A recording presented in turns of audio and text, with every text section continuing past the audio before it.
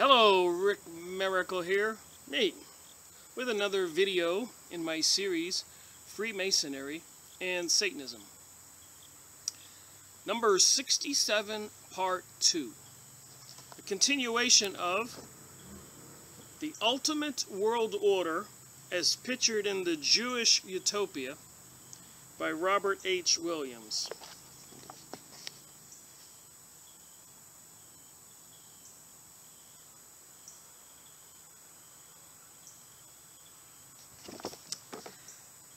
So Williams' publication 1957, the book The Ultimate World Order, was about another book that was discovered in a library in Texas called The Jewish Utopia that was published in 1932. That would be between World War I and World War II. So what I did with this book is I did the last half of this book first. I'm doing the middle second. And the first part of this I'll do last, because that's the order of importance to get the material out. So if you want to watch these videos, number 3, then 2, and then 1, you'll get it as the book sequence the writer wrote it, the book.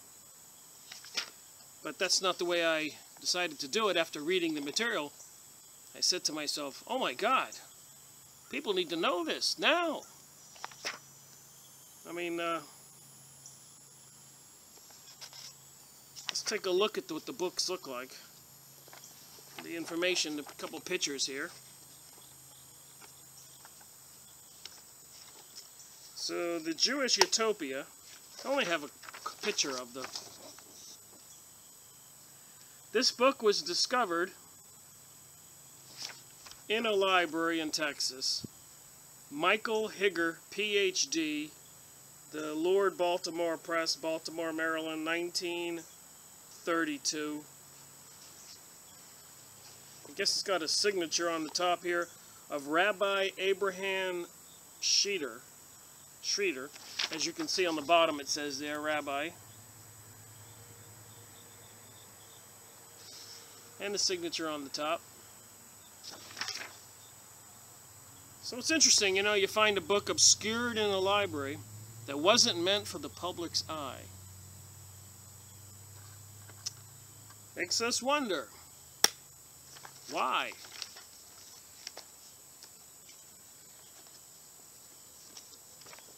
So it was interesting for me to read it. It was a photograph of the inside front cover of the Jewish Utopia. Think of what the words mean, Jewish Utopia. When they take over the world, according to PhD Mr. Higgins, Michael Higgins, they want to create a Jewish Utopia.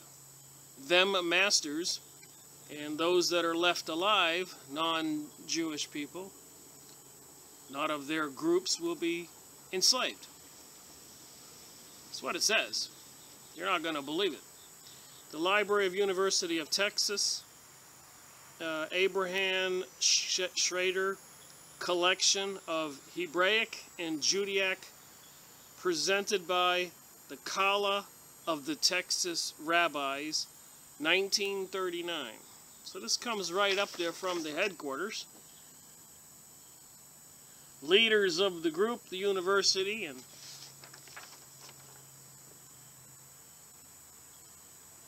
the book was a gift from the official Kala of the Texas Rabbis to the Abraham Schreeder collection in the University of Texas. The book was not listed by the library, and one can have access to it only by special permission. So you're getting this information through the back door. Because if you went to this library, you'd have to have special permission. I wonder why. The Jewish Utopia. And who was Robert H. Williams? Sitting outside here. Sometimes if you notice, like, go like there's some scratch, little bugs out here. So anyways, it was interesting. Robert H. Williams was in the military, had his own publication. We went over his information in the last video. He was a native of West Texas, the son of a Baptist minister, a lecturer, a news analyst, authority on subversive movements. He is a contributor to the Encyclopedia Britannica, 10 eventful years, author of several booklets on communism, Zionism, and Americanism, and is a publisher of the monthly newsletter Williams Intelligence Summary. And he was in the military, head of intelligence staff section. Miami Beach, Florida. So the guy was seriously educated and in high places, working for the good guys, it appears. Discovered this book. He was out there doing publications and pamphlets and all that, trying to expose the subversive movements in America by the Zionist and the communist. And the Zionist created the communist, which another word for them is the socialists, who are promoting the progressive liberal movement, which is all propaganda, a lie. Anything that gets out there that's popular, that when they control the media, by default must be a lie, because if it was something they opposed, it wouldn't be out there. Right? Little logic. You don't need to be Sherlock Holmes to say, you know, that's about right. So when you're watching the nightly news, or you pick up the newspaper and you see the headline, you need to be a little suspicious. Alright, so I told you who did it now. We got a book that was discovered about some rabbis talking about a Jewish utopia. And you got a military man, captain, who retired and was making newsletters and speaking and writing books about the subversive Zionism, communist movements in America, who are, of course, trying to take over the world. And why I'm going to do the second part of this book, the middle, as number 2, instead of going to the front cover and then doing the front cover in as the third video. Hope it makes sense. I think it'll make sense when I start reading here in a minute. Alright, where I'm going to start out is page 37. And it says 7 strata aristocracy. 7 strata aristocracy. Remember, this is PhD Jewish author, Mr. Higgins. Okay. 7 strata aristocracy. While the utopia cherished by the Talmudic Jews is to be a considerably degree socialist in economy, some private ownership will be allowed, for the author makes reference to it. Remember, 7 strata aristocracy means like a clan, different levels of society, poor, middle class, upper class, really rich, and then the top, 7 strata. And where do you think the Goyim, non-Jews, are going to be on that strata? He says, Mr. Higgins, property cannot be bequeathed to heirs. So when they do this New World Order, if you work hard, raise a family, and accumulate some wealth, you will not be allowed to pass it on to your family. The confiscation of property from the heirs is socialistic. So many people I know think that socialism is something that should be out there. It takes care of the poor and the middle class.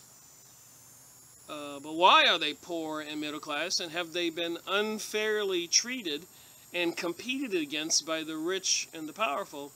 In other words, is the system tilted? Maybe fixing that would be better than trying to have a socialistic society. like we do now in the United States with more than 50% on some kind of benefit, and growing, and a lot of homeless increasing, and much worse. In some cities, it's illegal to be homeless and beg for food or money. I guess they want you to lay down and die. Those that don't seem to disappear and might wind up in sacrificial ceremonies, or worse. It seems there's some pretty horrific things going on according to my investigation. Socialism, like its twin, communism. Remember, this is Mr. PhD Michael Higgins. It's not Rick here. So when you are told these things, you are told these things by somebody who ought to know. Socialism, like its twin, communism, is largely to be a temporary vehicle. Get it? Got it? A vehicle for destruction of the races and nations, and conquest for private property. They want to own everything. It's like one rancher trying to take over all the ranches in the state of Texas, because he wants to be the only rancher, the biggest rancher in the world. And he doesn't care what he has to do that. If you've been watching some of the old Western movies, they kill people, kidnap people, at gunpoint, sign the deed. Alright, moving on. For in the utopia, after the Jewish machine gets the power, its leaders will scorn the doctrine of equality, which they so diligently spread among us now. Did you just hear what I said? When they take over, they will scorn the doctrine of equality, which they so diligently spread among us. Page 37, the Jewish utopia. There will be 7 groups of righteous, classified according to 7 grades of light, namely the light of the sun, moon, heaven, stars, lightnings, lilies, and the candlesticks of the sanctuary. What the heck is that all about? 7 groups of righteous people, classified according to 7 grades of light. Sounds like a Masonic initiation, you know, 1st degree, 2nd degree, 3rd degree, 4th degree, up to 32 degree, and you can only get the 33 degree. You can't apply for it. You have to be nominated for it.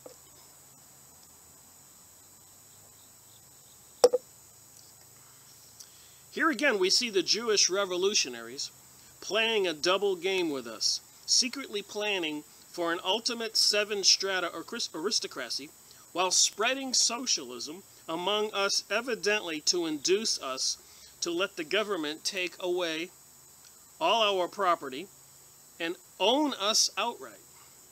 Because if the Jews are, it stops there. There's a little highlight here on the bottom. I'm only reading my highlighted sections, as usual. You can probably go online and look up the book, The Ultimate World Order. I think $7 you could buy it on Abe Used Books. I saw it. And I got it free by finding it on one of them download sites. Just key in The Ultimate World Order, and you will find it like I did. And you can print this out, highlight it like I do,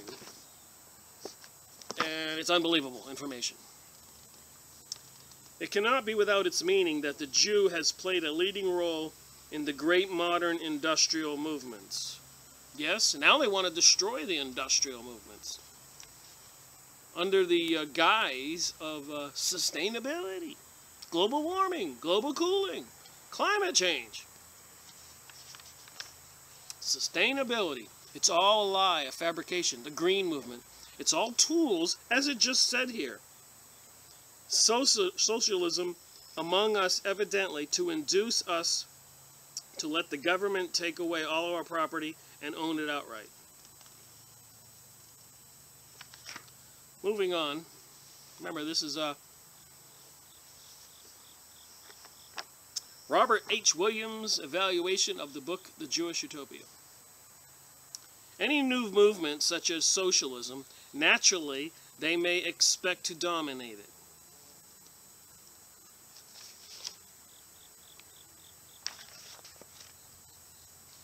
They then will use the socialist government as their vehicle for conquest of men and materials. Remember the movie Hunger Games? Would you really want to live in a world like that? Making us forsake the pride which preserved our ancestors for ages. So they're promoting, preaching brotherhood and equality among us and trying to destroy the religions. And their purpose must be that of making us forsake the pride which preserved our ancestors for ages, so that we will accept and soon breed downward among the indolent, dark races and the lazy, unambitious, stupid element of our own race. Why not, since all of us are equal? So why would these people trying to make a new world order and destroy the sovereign freedom of nations, independence, and have all nations pledge allegiance to the United Nations, as George Bush said, Sr., that we would do, who also said the New World Order was coming, and was 1,000 points of light, all occultic, satanic, Illuminati.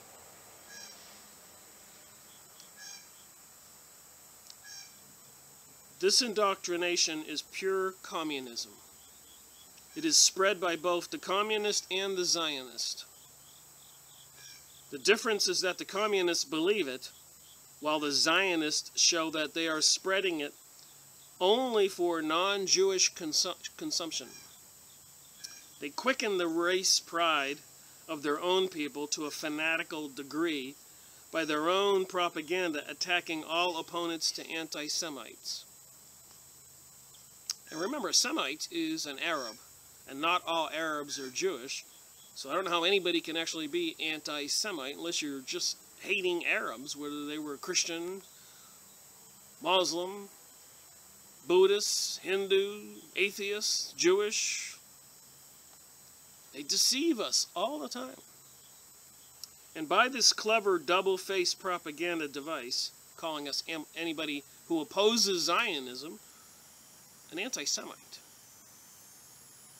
They keep most of the Jews scared and herded into their camp for protection. So even the Zionists are keeping most of the Jews scared and herded into the camp for protection. So the Zionist Jewish folks have to build up the fever for anti-Jewish thinking with their propaganda, with the Zionist-controlled media, so that they can herd and their people into a camp for protection.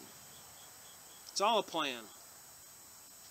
Now you're probably thinking, who's behind all this, Rick? We're going to get into that.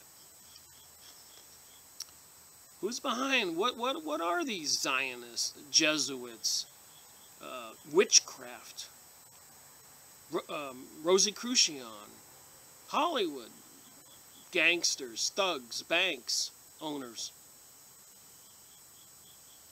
magicians, voodoo masters, behind all the black ops programs of the military?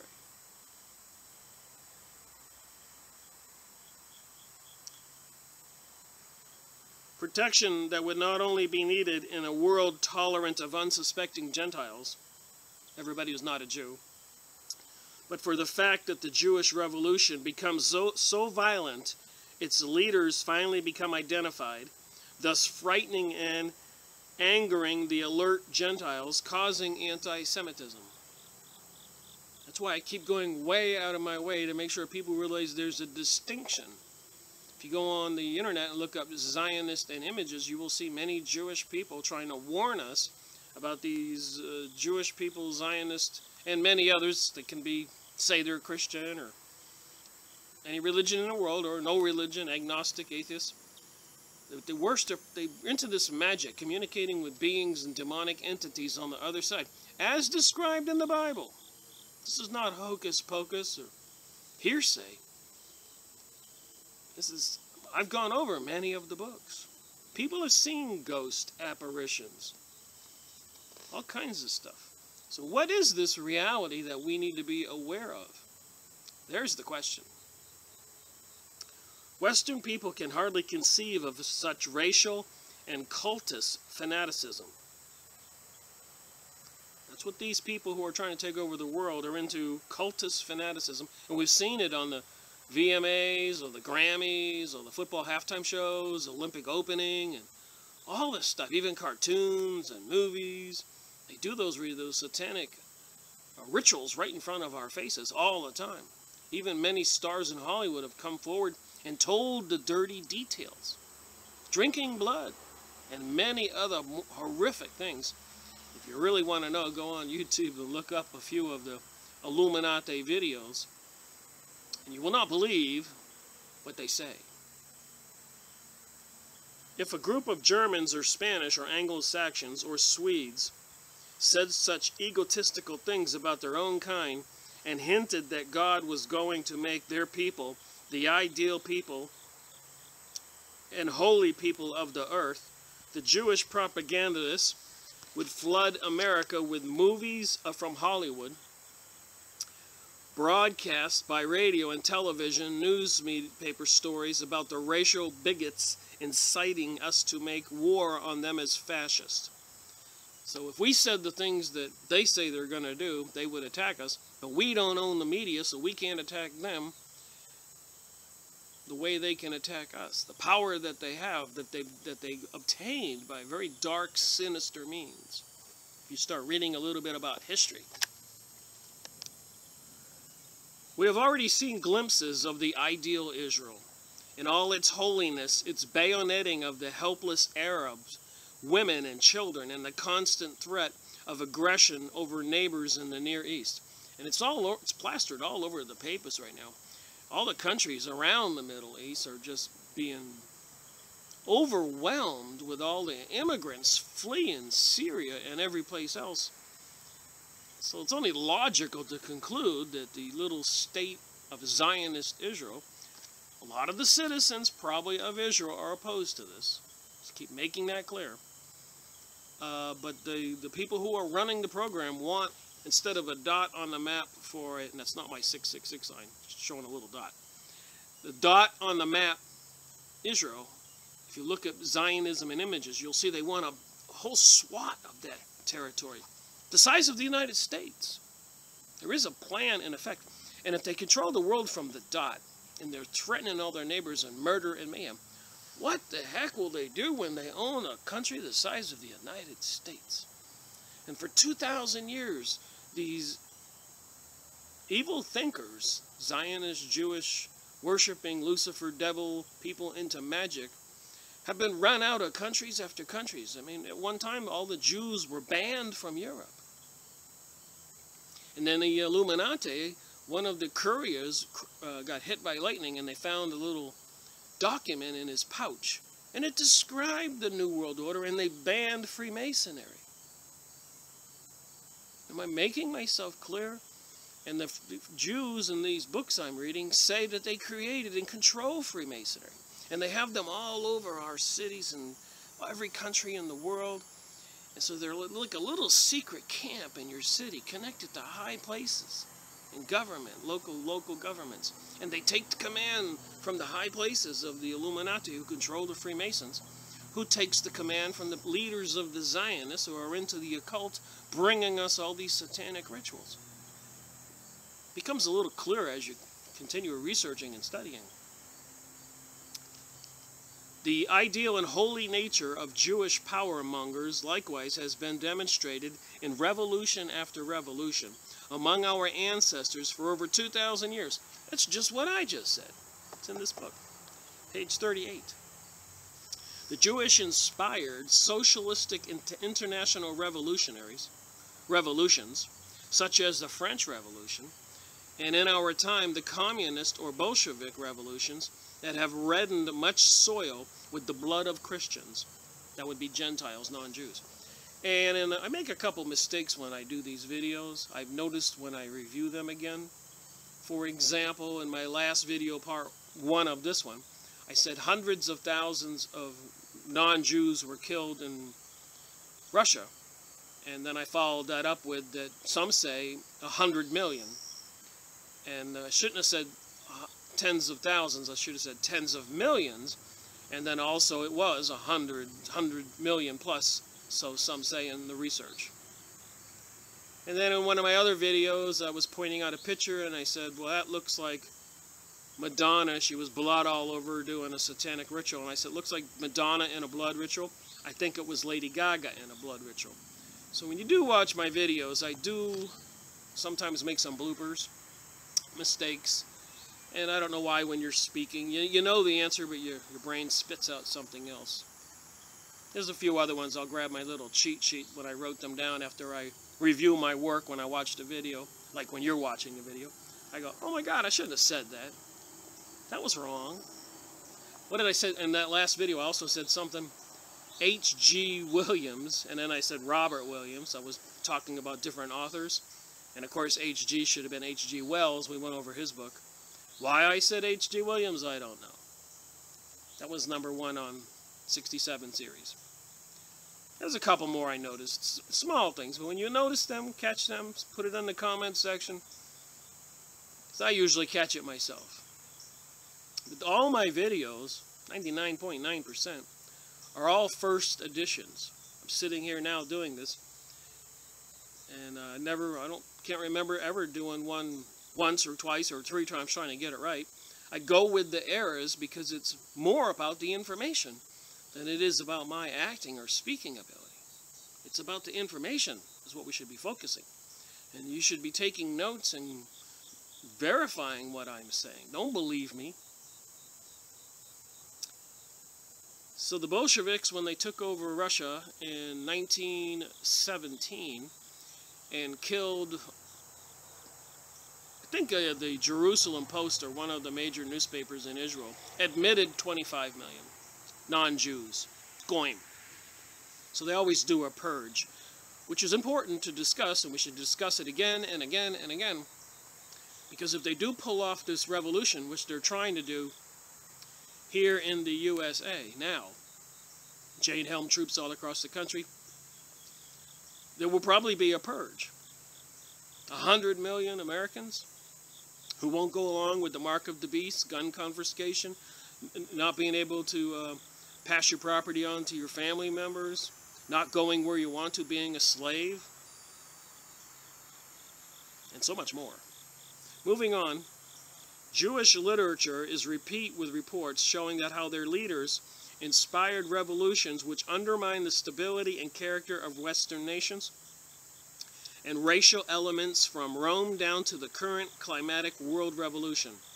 The Jewish author Marcus L.I. Revenge, in 2 articles in the January and February 1928 issue of Century magazine, summarized the Jewish revolutionary role in non-Jewish countries. Listen up. You have not begun to appreciate the real depth of our guilt. So this is a Jewish author. You have not begun to appreciate the depth of our guilt. We are intruders. We are disturbers. We are subverters. We have taken your natural world, your ideals, your destiny, and played havoc with them. We have been at the bottom, not merely of the latest great war, World War I. We have been at the bottom not merely of the greatest world war, but of nearly all of your wars. Not only of the Russian communist, but of every other major revolution. In your history, we have brought discord and confusion and frustration into your personal and public life. We are still doing it. No one can tell how long we shall go on doing it. Revenge relates how his ancestors, hating the Roman government and soldiers, which had burned Jerusalem in an effort to stop Jewish subversive activities, infiltrated the early... Wow, the guy's confessing. In 1928 in Century magazine. Moving on to page 39. Most survivors to become farmers. Think about this. We have already stated that all of the wealth of the world is to be at the disposal of the rulers of Israel. The great majority of the people will be farmers engaged in agriculture and will obtain without difficulty their livelihood from the products of the land.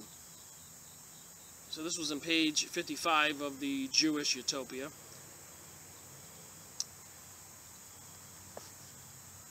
We're allowing them right now to take over the United States. They've already taken a Prime Minister Sharon in Israel, which I have said many times and will continue to say it. In a heated argument, somebody said, hey, we can't keep destroying these Palestinians and taking their land because the U.S. will intervene. And the Prime Minister of Israel, Sharon, said, don't worry about America. We control America.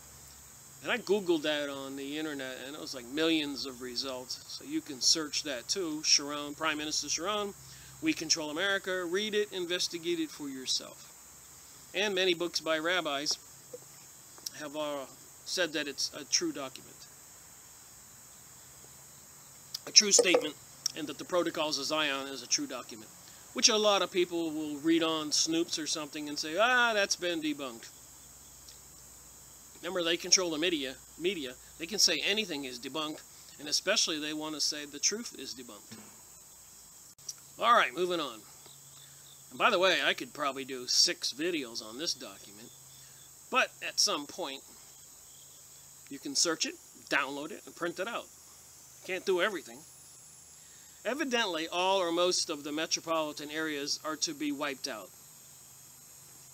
See what they said? And if the majority of the people are to be farmers, then the world's population must be drastically reduced. And it will have to be kept down in order to provide farms for the great majority. The French Revolution, which had Jewish fingerprints all over it. Look up Nestor Webster and the French Revolution. She had a great book I've shown on some of my videos. Nestor Webster, French Revolution. Jewish fingerprints all over it, and was going to reduce the population and send the remnants back to primitive life. Now you know why they want to go with sustainability. They wanted to wipe out all kinds of modernization for Goyim cattle that are non-Jews. So forget your washer machine and top stove, burner stove, electric stove, washer dryer, maybe electricity. They want to send everybody back to primitive life. They're going to live the Jewish utopian life. Get it? Masters and everybody else slaves. Those whom they allow to live. And those slaves, they'll certainly need some for sex slaves. Entertainment, put them in arenas and watch them kill each other. Or enjoy themselves by having bogus trials and beheading people. Yes, I'm speaking about horrific things. And work in their factories, drive their limousines, stoke coal in the furnaces, work in their mines. That's always been a peeve of mine, pet peeve, about these people who own these diamond mines in Africa. Obviously, these wealthy Zionist world people overthrowers. A diamond mine. They're making a fortune, but they treat those people like horrible slaves. Terrible conditions. If they're going to do that to people who work in a diamond mine, treat them so horribly bad, when there's so much wealth being made, they don't want to treat them even a little bit decent. Do you understand their mentality? What's coming if we allow it? And we allow them to institute martial law, take away the guns, make everybody stand in line and take some kind of injection, vaccine. They said they're going to make it mandatory for every man, woman, and child in America. Why? Could it be something that would kill you?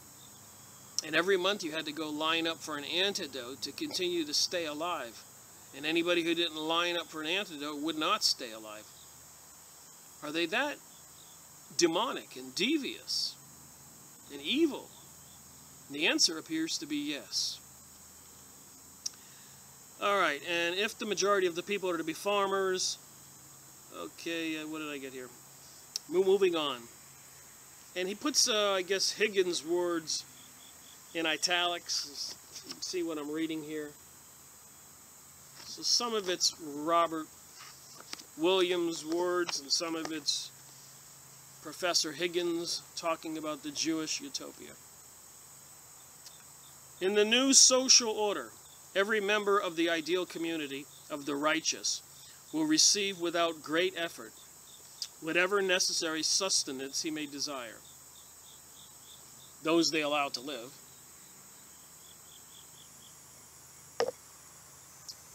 In the ideal era, no one will lead a luxurious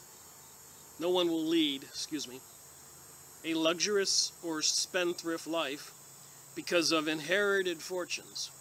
One will enjoy and use only those things which he himself has earned through his own labor and efforts.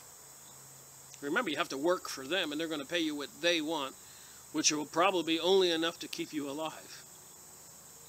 No time will be spent by a part of the population on supplying useless luxuries. That's what I said. No flat screen TVs, no entertainment, not the kind you're going to want. The laws and regulations of the new universal state will therefore be few in number and seldom violated. There will always be steady employment, since production and distribution will be scientifically and universally regulated. And I'm sure they will be regulating the population. Production will be organized internationally, not nationally. Raw materials, likewise, will be controlled by a central authority so that the present waste will disappear. Israel to control education. Control by a central authority is the essence of the plan. The city of Jerusalem will possess most of the gold and precious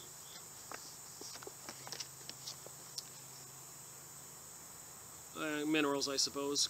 Christian movement emphasizing the doctrine which said turn the other cheek to an enemy, and the hate the rich doctrine that a rich man cannot enter the kingdom of heaven, to soften the Roman armies and undermine the great Roman civilization. Revenge does not say the Jewish revolutionaries infiltrated Christianity.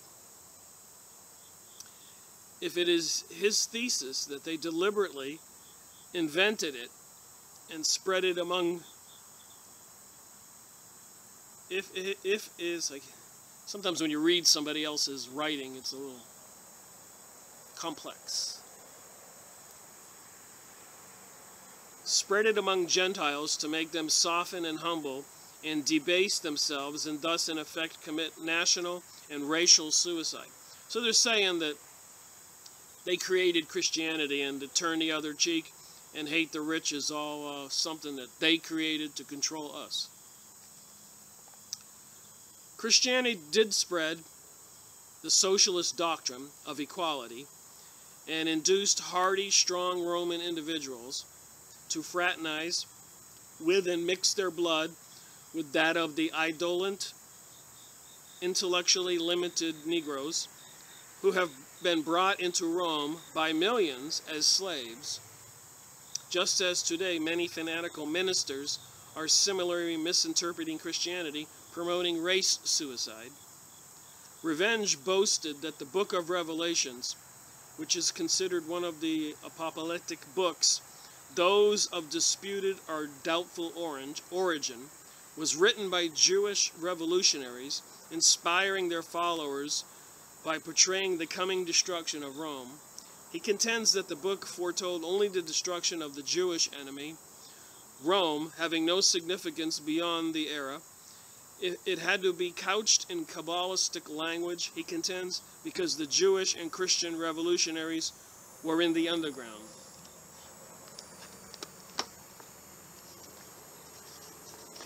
Sometimes it gets a little ambiguous. I think a lot of it's pretty clear, as we shall see. Page 40. Who is to divide up the property? who is to train and educate the people to a specific purpose and ideal. Obviously, that authority will be all-powerful, ruling every life. The influence of Jewish socialism, which swept Germany in the 19th and 20th centuries, threw the control of education into the hands of the state, largely replacing parental-controlled private education with state-controlled public education. Today, a lot of the education for the children is coming right out of the cartoons. If you ever sit down and watch them with your kids, you're probably going to turn the cartoons off. What those little animated characters say will shock you.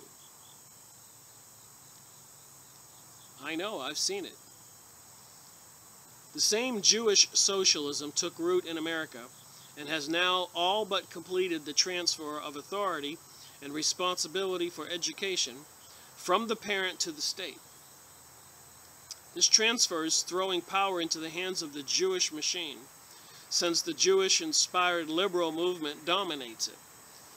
And this liberal-dominated public education system is wiping out any knowledge of our traditions, the struggles of our fathers and their fathers to regain freedom of the individual, sweeping away our anchorage, leaving our children primed for indoctrination with Jewish liberalism and racial integration.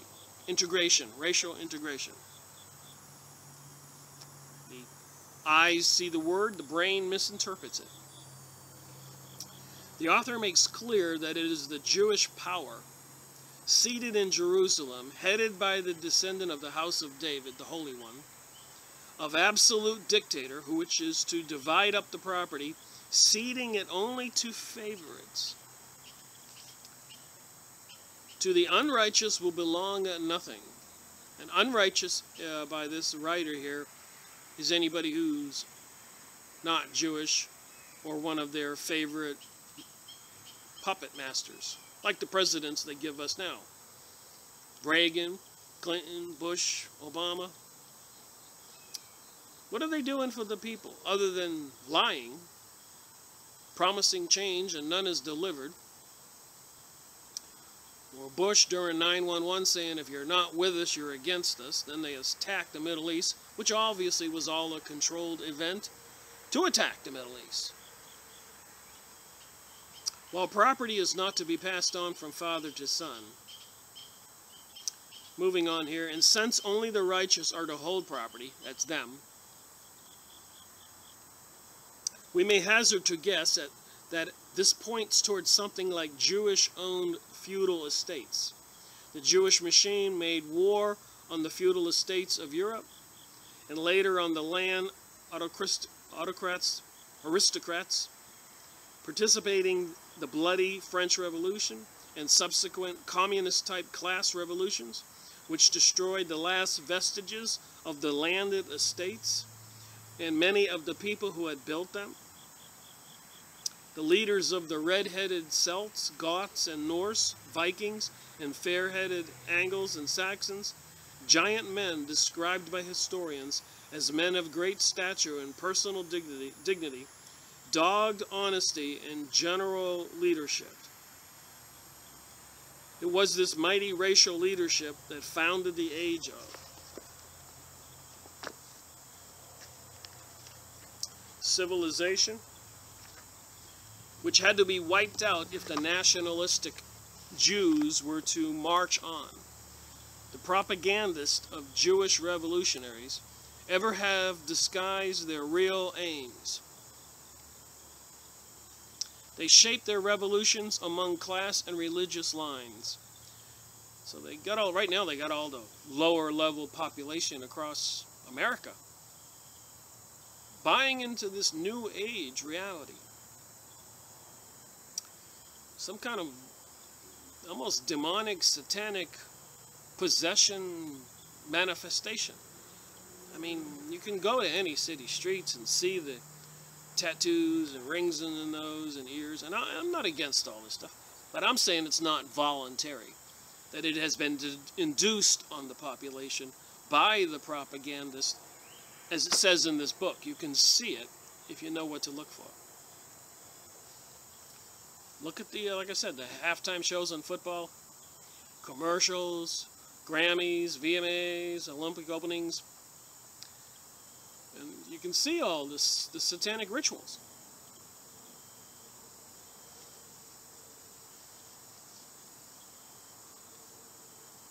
But the result of race warfare, which they're doing now, getting the blacks and whites in the uproar by the things that they are orchestrating, anybody should be able to see it. But a lot of people who are not aware buy into the programming.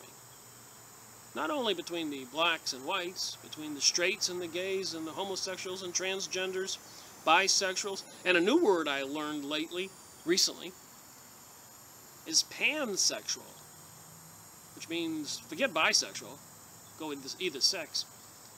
But pansexual, I guess you go with either sex or have sex with a transgender person, and then they promote Ashley Madison's website, confidentiality guaranteed, to find somebody to cheat on your spouse with, adultery. But pansexual, it means having sex with anybody, everybody, anything, pansexual. They're promoting all this stuff, and the citizens out there are buying it, bragging about it. Since it is by and large remnants of the old northern blood and character. And as for the war on religion, both the communists and the Zionists hate Christianity. Remember, this is 1957 by Robert Williams on a book that's 1932. So pay attention to what they said back then and see what's you're thinking and other people are thinking now, what you see and I see. And they have been promoting this hatred of Christianity, just as it says. And again, the citizens are buying it. And they're going with the Lucifer dude. Satanism, Satan, demonic beings. Communicating with higher powers, masters. How many people are into this and know not where it came from or why they're into it? They think they're seeking or discovering something secret when it's as old as humanity. Read the first 5 or 6 pages in St. Mark in the Bible, in the New Testament. Jesus 12 times walks around the villages and towns, casting out demons, bringing people back from the dead, curing them from plagues and horrible disease, deafness, blindness. So there's nothing new here. So they hate, Zionists and communists hate Christianity, attack it from without and infiltrate and change it from within. And in killing millions of Christian leaders, the communists destroy the Gentile leadership. They took over Russia. Now 100 million, they say, were killed during the revolution. Will they kill 100 million if they cause this fake revolution in the United States? Here's how they might do it. They'll cause an EMP or create some kind of plague. Maybe explode something with the HARP systems or nukes. Cause a tsunami. Say the terrorists did it. Declare martial law.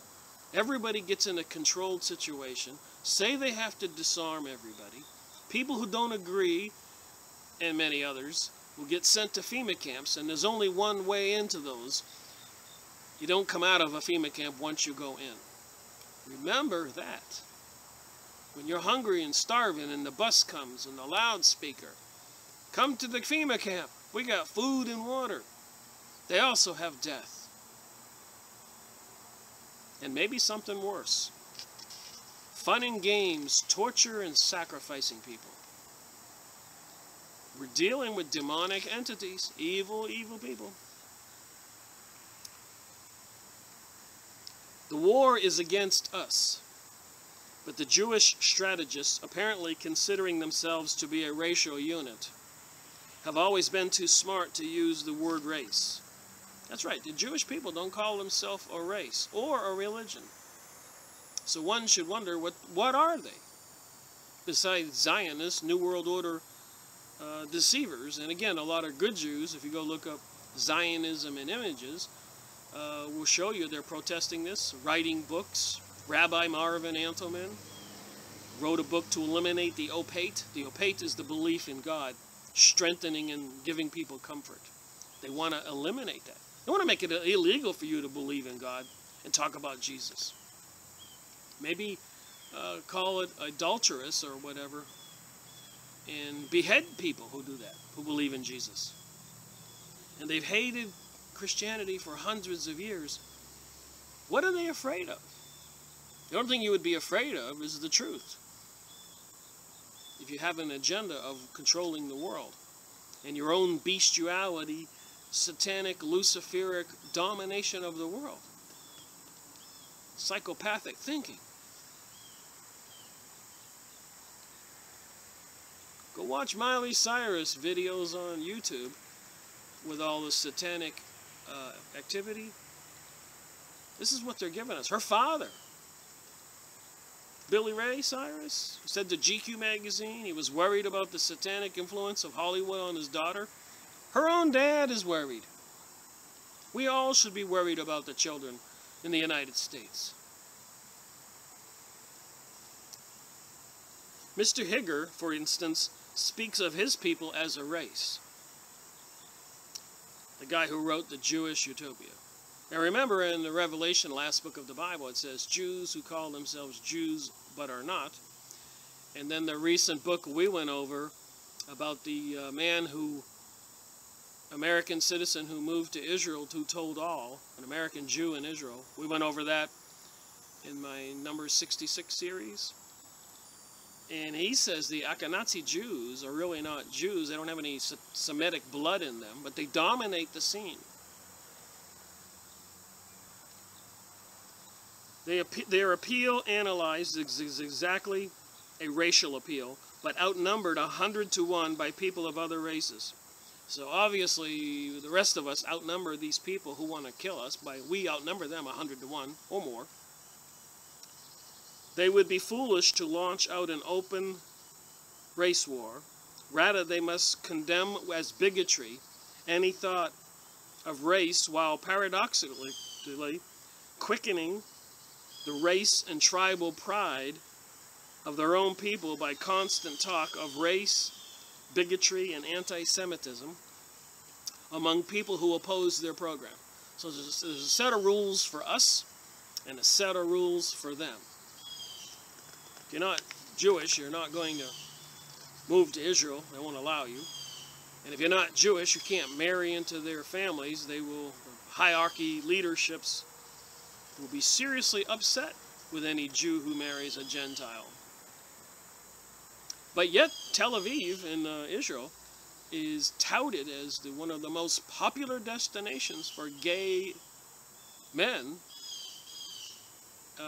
to have sex with the Jews, I guess. But the Jewish gay men are not allowed to marry the non-Jew gay man. They can have sex with them, but they can't marry them. Something sick here. Jewish-dominated feudal estates. The hint that land will be apportioned to the righteous in sizable estates, the all-powerful position of the Jewish leaders of the utopian era, apparently mean that the Jewish planners hope to completely supplement the masters of the old feudal systems. So all the non-Jews who own estates all over the world and leaderships and countries will be replaced by Jewish masters and leaders. We find some support for this belief or surmise in the economic process in the communist countries. The property was taken away from the Gentiles. Only a few rich Jews own property, especially land in old Russia and Poland. By the Jewish communist dictatorship by the 1930s and 1940s, certain favored Jews had been granted fabulous state franchises in the Red Empire communist.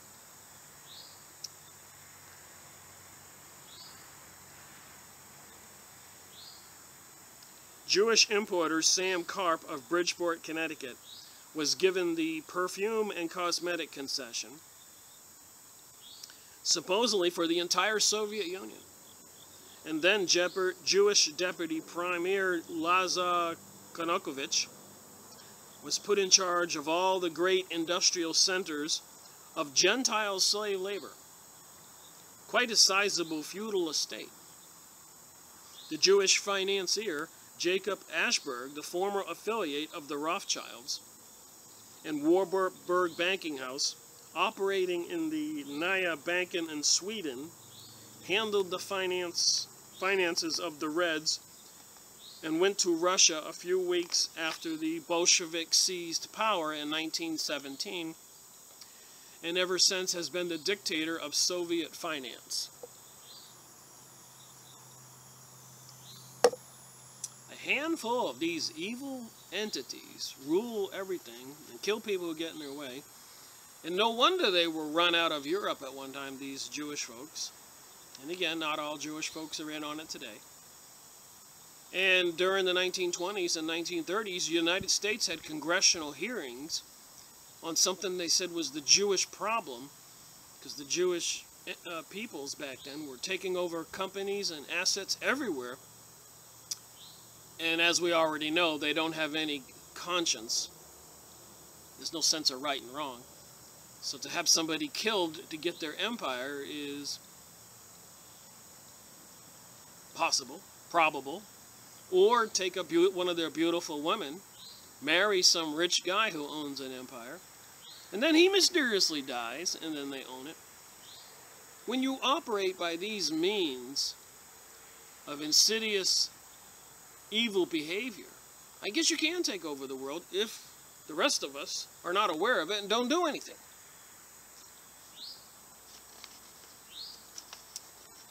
The old saying, when good men do nothing, the evil men prosper. Paraphrasing that somewhat. Continuing on, the secret police, which actually constituted the power of and over the government, at all times was headed by a Jew, up to the death or liquidation and disappearance of Beira. See what I'm saying? Secret police was headed by a Jew up until the time and death of Beira. I suppose Beira was the leader. We have no knowledge of the racial identity of Beira's successor, but the Sheehan document entered into the congressional record by Timothy Sheehan, August 5, 1957, indicates that there probably has been no change in power. The secret and hidden self-constituted committee, called the Communist Security System, CSS, still runs the government, and the Communist Party from behind the scenes and officials seen by the public are only puppets. And as I've been saying, when they took over Russia in 1917, these banksters, Rothschild, Zionist, Jewish people who want this Jewish utopia never gave up Russia. They've consolidated Europe into the European Union, EU. They've gotten rid of all the sovereignty of those nations. They got puppets in place of the leaders, or controlled men like we have in the United States. And in England, they have something called the occupied country of England by the Zionist Jews. And so I'm going to say we have an occupied United States of America by the Zionist Jews. The same thing as the Palestinians have an occupied country by the Zionist Jews. It seems that the Zionist Jews have occupied and controlling the world, caused revolutions from everywhere from Costa Rica, Brazil, South American nations, and all over the world. People died.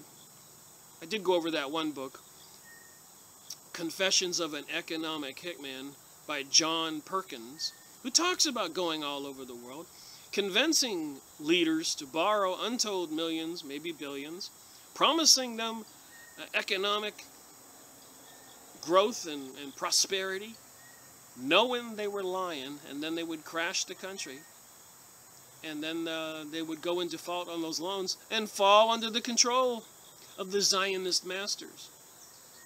Confessions of an Economic Hitman, John Perkins, we've gone over that.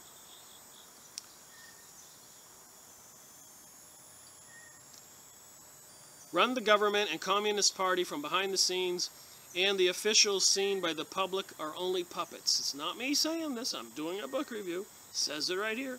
Officials seen by the public are only puppets. Any questions? We know that the power of the Bolshevism, or communism, originally was completely Jewish. And when they took over the country, they proceeded to kill 100 million people back in 1920 and 1930. That was a lot of people. They had to really rout out all these decent, good Christians and other non-Jews, take over all our properties and murder them all. You know how they murdered them all? Largely by starvation. That's why in the United States they've taken over the farms, where they've got control of the water supplies, the electricity. They're interconnecting everything. Nothing is independent. They control and own everything. They can turn it off like a faucet anytime they want. They've taken over our police departments. The military, they've been purging our leaders, getting rid of them and putting in their people. They've been shipping all kinds of horrific equipment to the police departments all over the United States of America, and apparently in Europe, in Canada, elsewhere. It's a worldwide plan. That's what they call it, a New World Order. We know that the power of Bolshevism and communism originally was completely Jewish. And they used the Freemasonic lodges and all the other organizations like Knights of Malta, Knights of Columbus, Rosicrucians, Council of Foreign Relations, Heritage Foundation, Hollywood, banksters, leaders of CEOs of corporations like Bill Gates and Ted Turner, who have declared that they want to kill off huge amounts of people. They've said it. I don't have to say it. Watch my videos. Go look it up yourself. I saw one popular women's magazine, ID, is that the name of it? And a big front page commercial said, sex and magic and love. They're telling us sex, magic, and love. I showed that in my recent video, Beat the Drums, warn the world about the satanic New World Order. I just made that video. Published it yesterday.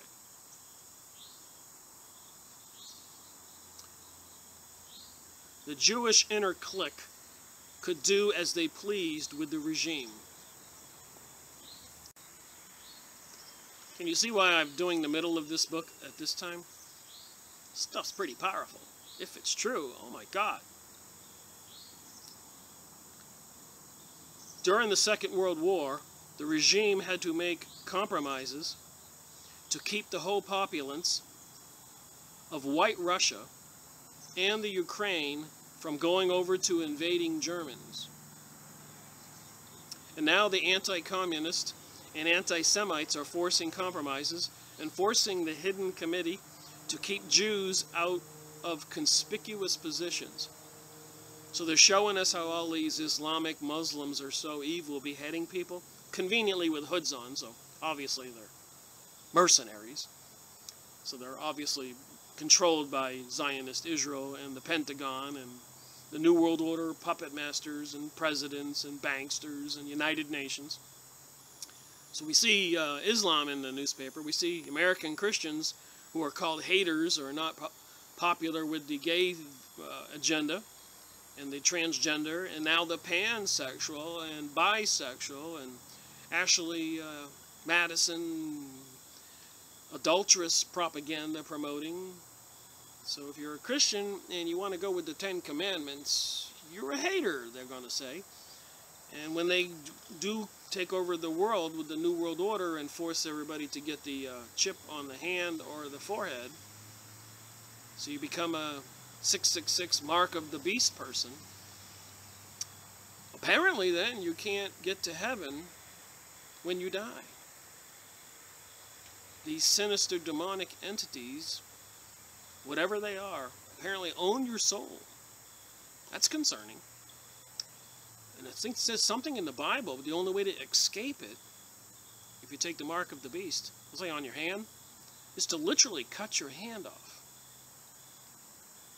I suppose if your soul was going to go to this Hades, or this dark place, I guess it would be better to cut your hand off so you don't go there. That's certainly showing God, Jesus, and the Holy Spirit that you're on the right team if you're willing to go to such great lengths.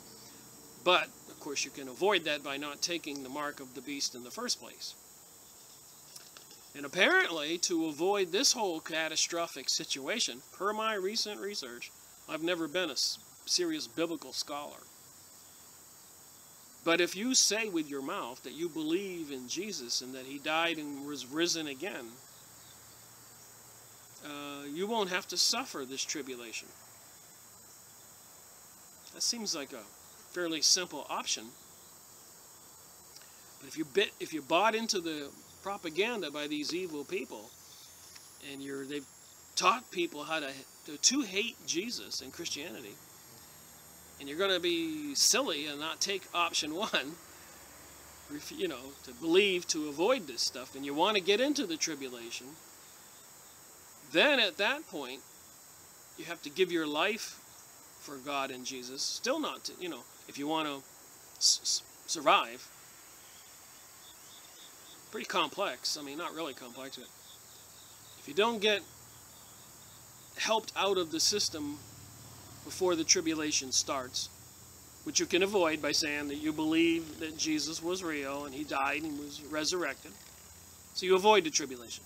If you're in the tribulation, you have to say, no, I will not take the mark of the beast on my hand or my forehead, or go swear allegiance to Lucifer. And then you will die for Christ because they will behead you and kill you. So that's option two, if you don't want to take option one by believing and avoiding the tribulation. If you get into the tribulation, you still can't take the mark of the beast, and then they will kill you, so you have to die for the God and Christ and Jesus. And if you do take the mark of the beast, and you do swear allegiance to Lucifer, well, that's another whole ballgame I don't think you want to be in if all this is true. Just thought I'd throw in a few things that I've been learning. And you don't have to believe me. I'm not preaching to people who watch this video. I'm telling you what I learned. You make your own decisions. Me, I believe that in the Bible and history, and Edgar Casey talked about Jesus, many people in history, and the apostles, and walking around telling people to treat each other how they want to be treated, healing people, casting demons out of people. So that's not so difficult to believe and accept. That he died and was risen again? Well, he has a soul. Obviously, when he was resurrected, they say he was more of an apparition. He wasn't flesh and blood. And people have seen ghosts throughout history. So that's not so hard to believe. Just saying. If you know anything about psychic research, read books on out-of-body experiences, books on people seeing ghosts, the Bible, any other history of any other religion, Hindu religion, Buddhist religion, believing in this, that we're biological beings with a spiritual soul, is logical. If you study anything about the whole world. And all these people into the New Age, obviously turning to the dark side, with all the symbols, even skulls and bones and other insane things tattooed on their bodies, posters hanging up in their rooms. It's like a lot of the world has joined some kind of insane cult, which these people said they were going to promote. Liberalism, progressivism, feminism, hating white men. I've seen videos today. Some women were declaring we need to kill white men. People are buying what these evil people are promoting. Moving on.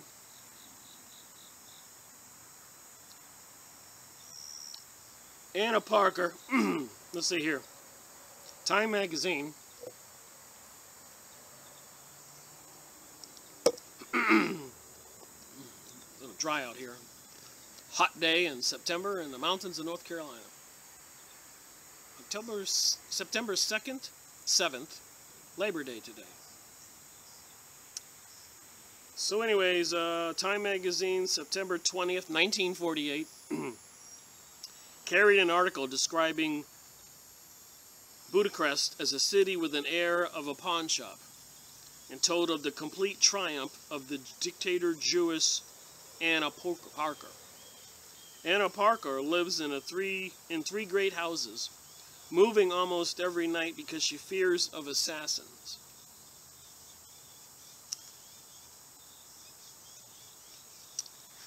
There's something here. The London Evening Star, September 1948, reported a visit by Ashburg to Switzerland for secret meetings with the Swiss government, officials and banking executives.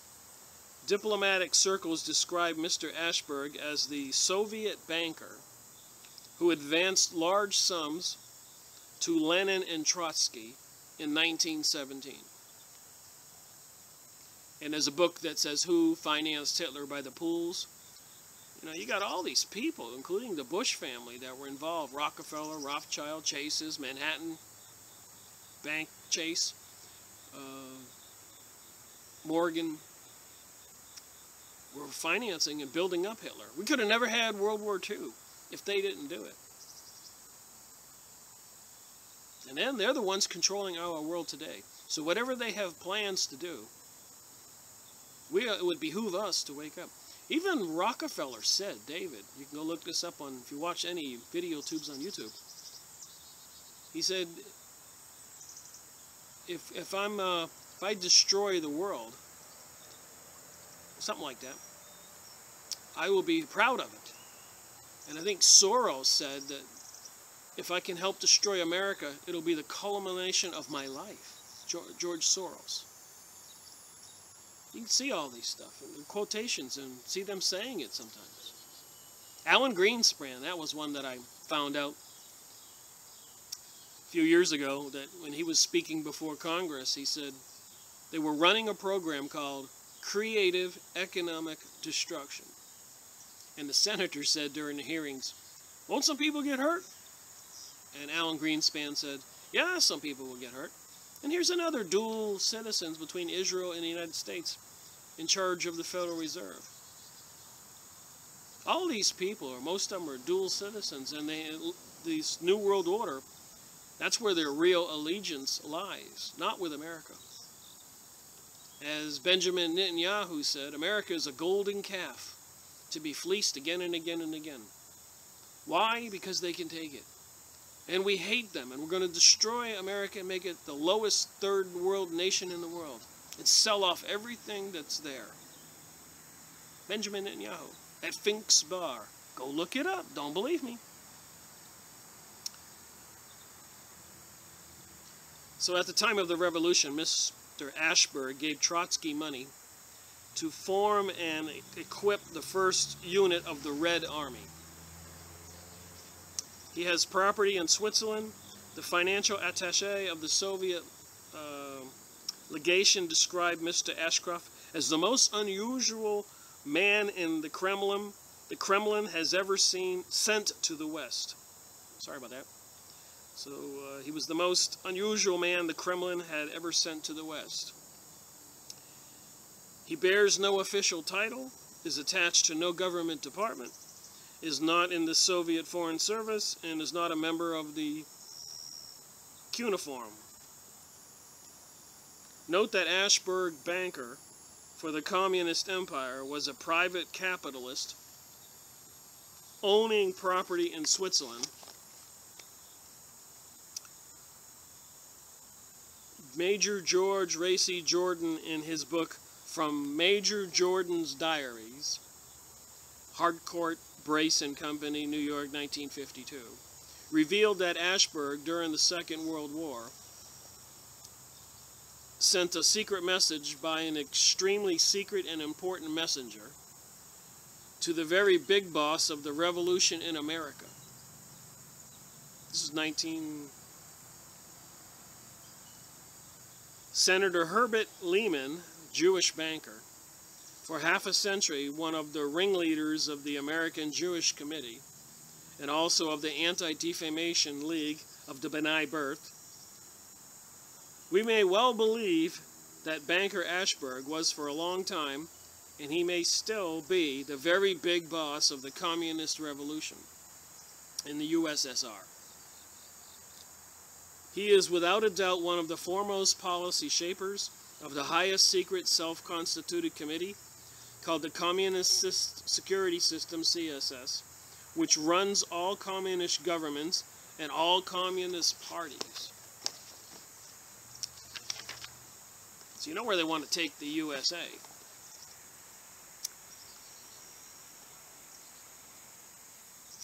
Anna Parker. She runs Romania. She is the leading communist in the band of states running from the Baltic to the Adriatic. Anna Parker was born in 1903 in Budapest, where her father, Zavai Robinson, was a Shoat, i.e. the man who kills animals in accordance with Jewish rules, and went to Jewish school on Anton Pan Street. Through 7 huge showrooms, Soviet Romanian combines, the Russians almost completely controlled transport, oil, timber, banking, and everything else they can lay their hands on, including Romania's tiny motion picture industry. So these evil people not only control the United States, like Prime Minister Sharon of Israel said, they're busy all over the world. They've been that way. They were tossed out of Europe, the whole continent, at one time. Romania was Anna Parker's feudal estate.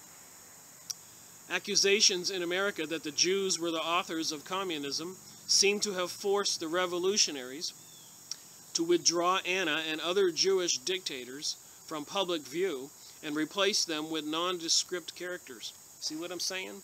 They keep putting fronts. They're really operating from behind the scenes, but they don't want their faces to be seen. And not to be a racist, but a lot of these Jews look like Jews, so people, if they saw them on TV and they were speaking with their unusual facial characteristics, some of them, you could see it. It's like a black guy was speaking, you could see he was black. A white guy was speaking, you could see he was white. A Spanish guy with a Spanish accent would appear Spanish. Jewish people, a lot of them, have particular traits. Now the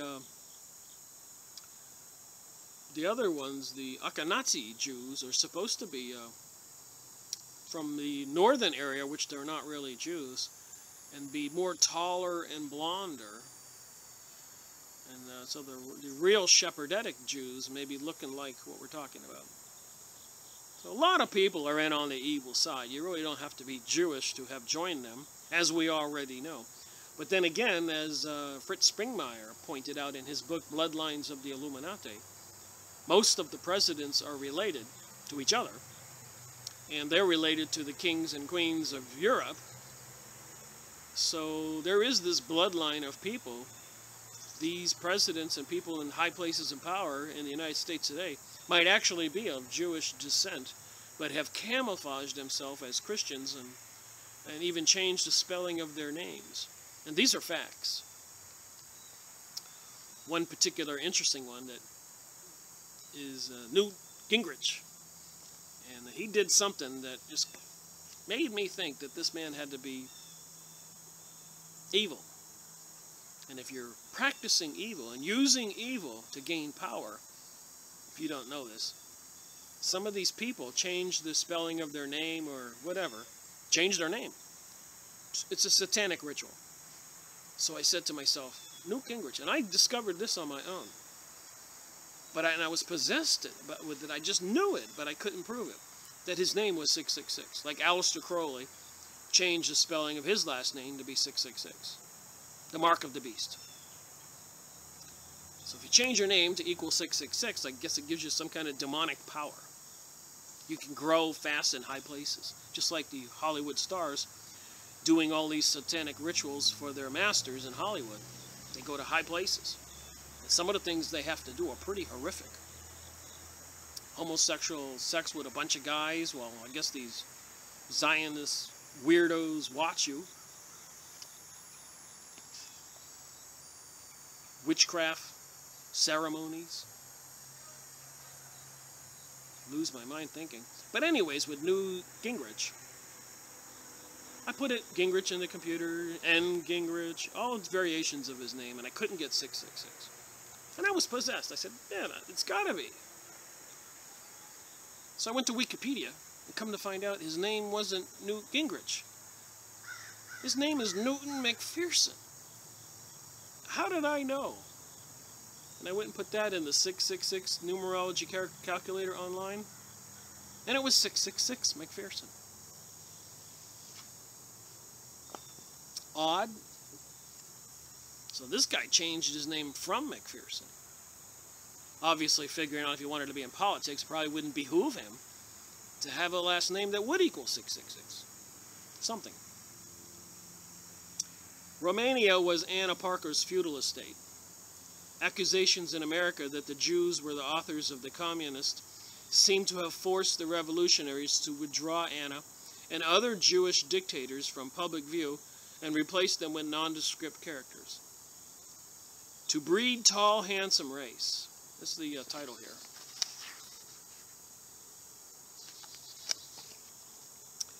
If the plans of the Zionists for conquest of property and people seem fantastic, you haven't seen anything yet. They plan to upbreed and outbreed their race or tribe into a quite different one from the present Jewish strain. Wow. So they're not happy with their own strain, and they want to upbreed. Who are these Zionist evil people?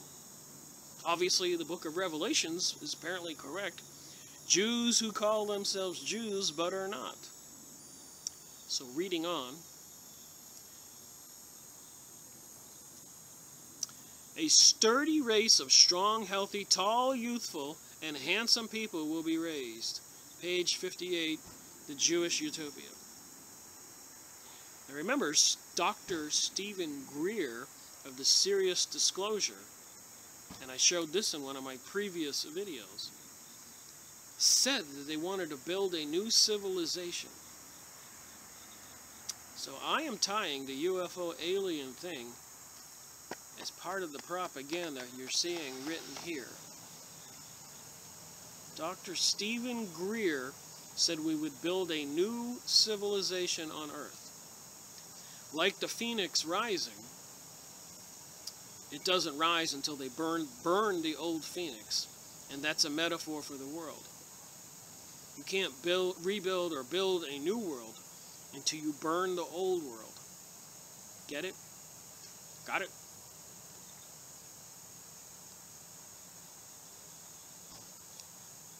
But in the ideal era to come, all people will be handsome and praiseworthy.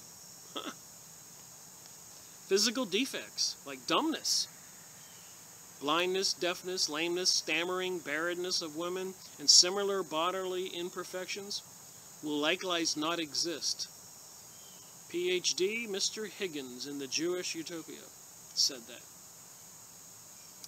The quotation from Isaiah indicates that the people, here referred to, means the Jewish people, or rather the chosen righteous elements among the Jews. That's Mr. Williams.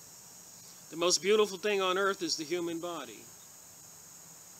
And the Jewish tribal fanatics are not the only people who have wished that their kind more beautiful. Such is a normal wish. I guess everybody would like to be more beautiful. Each generation of his race and kin will be more beautiful, physically and spiritually, more vigorous and gifted than the preceding generation. Is probably the thinking of everybody. But to set out and make all descendants of present-day Jews beautiful and healthy requires a lot of authority over the Jews. Any breeder of good livestock knows the processes by which strains are improved.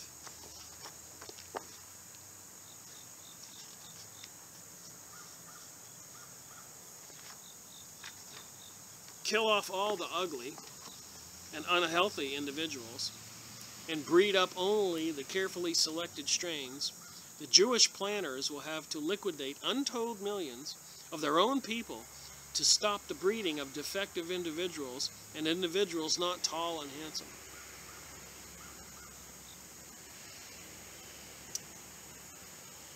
Crazy stuff, you think?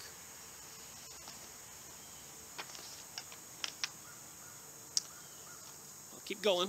A little more here. Hundreds of writers, speakers, and scientists of our time have deplored the progressive degeneracy of the American stock, and some governments in the past have undertaken to improve the stock of the people. A lot of people know this. Augustus Caesar tried it with little success. A few years before the birth of Christ, by organizing colonies and settlements of selected families. Adolf Hitler tried it, and after his strange fashion, and the Zionist political and banking machinery went into high gear to induce Nordic Christian anti-communist of America and Britain to destroy Nordic Christian and anti-communist of Germany. The best blood of the Anglo-Saxons sacrificed to destroy the best blood of their first cousins. The Germans, the Western world, committing suicide for the benefit of the communist Zionist monsters.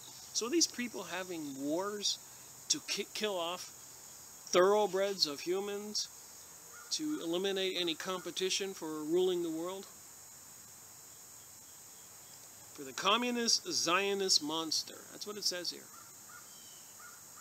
The one thing above all else which the Zionists could not tolerate was the upbreeding of the race, now much diluted and cowardly, which for over 2,000 years had stood between them and world domination.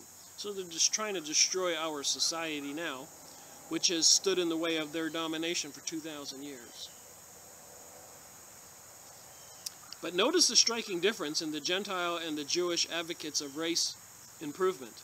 The former group idealize the best types of their own race, whereas the latter group want to build a new Jewish race for tall and handsome people are not Jewish, except as the Jews have taken in blood from other racial elements. Something weird going on here. Meanwhile, they're skyspraying us and HARP systems and destroying the United States and want to do population reduction. I guess these world planners have some really interesting, sinister plans for all of us. Jews of the recent centuries classed themselves into two ethnic and logistic groups: the Ashkenazim and the Sephardim, which we talked about in that last series, number 66. Webster's Abridged Dictionary defines the Ashkenazis as the Jews of Middle and Northern Europe, as opposed to the Sephardics, Jews of Spain and Portugal.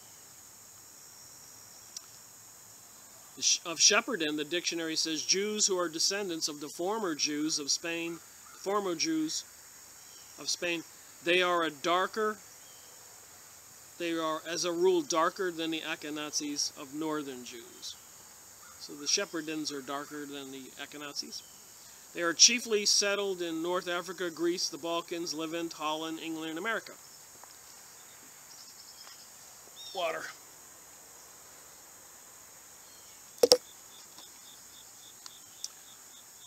Get a little worn out after you read all this.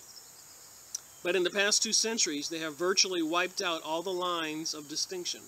The Ashkenazims in Northern Europe have taken in much German blood, while in Eastern Europe and Asia, they had for centuries absorbed blood from the Khazars and other dark, coarse Asiatic Mongol elements. Thus, there are in reality 2 divisions of Ashkenazims.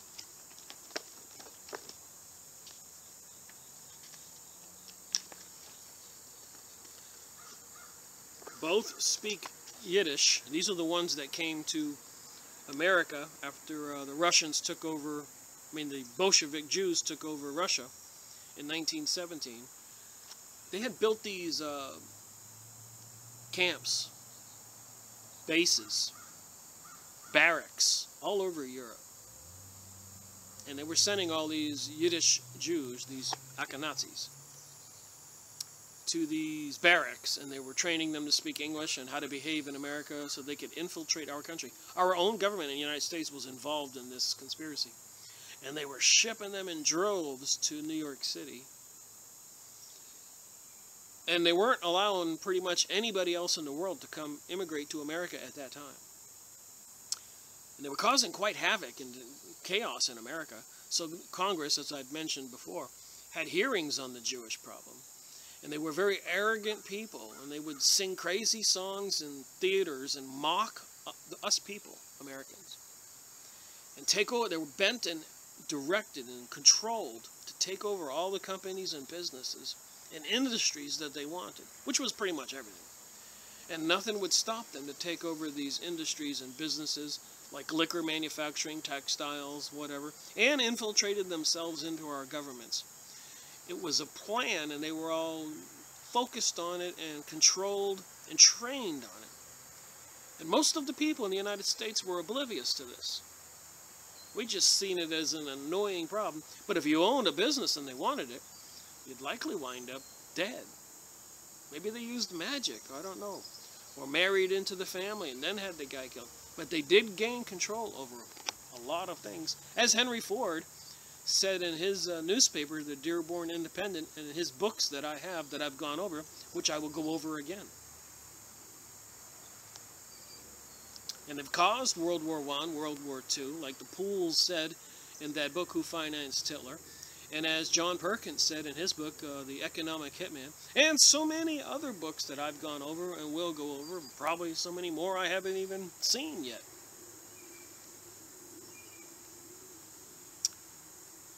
Alright, so they were speaking Yiddish, and they came to America, and they were causing all kinds of chaos and problems, and Congress had congressional hearings on the Jewish problem, and here we are today in 2015. And they're getting ready to pull the trigger and maybe cause some big event to take over the country, probably do a purge like they did in Russia, and they'll probably have a purge all over Europe when they do this. So it'll probably be a worldwide event, whatever they do. Some people talk about Project Bluebeam, where they'll have all these, like a hologram in the sky, and maybe we'll see some godlike entity appear and speak loud words, and everybody will think it's God. What do they have planned? The Mediterranean Jews generally have lost leadership during the past century, while the more virile German Jews have risen in finance and in science, in commerce and political influence. But towering above all these is fanaticism, cold-blooded brutality, cunning, and politically organizing are the Russian, Polish Jews, the ones I just talked about, the congressional hearings in the United States during 1920, 1930s, called the Jewish problem. And these people are fanaticism, cold-blooded, brutally cunning, and politically organizing are the Russian, Polish Jews. Anna Rosenberg, Harry Truman's appointee, as Assistant Secretary of Defense, has some of the features and characteristics of both the Ethiopian and the Russian Polish Jews. Heavy skin, coarse black hair, hooked nose, black or dark brown eyes with heavy oriental lids, coarse, crude, vulgar features, and a fierce fanaticism which knows no conscience and is utterly brutal. Wow. And I'm not reading everything here. We'll go online, find this document, this book by Robert Williams. I noticed on my video, I wrote on the end of it, I guess the credits, I wrote Robert William. I left off the S. I hate that when I make little mistakes. Anyways, strange to say, his Nordic blood has not eliminated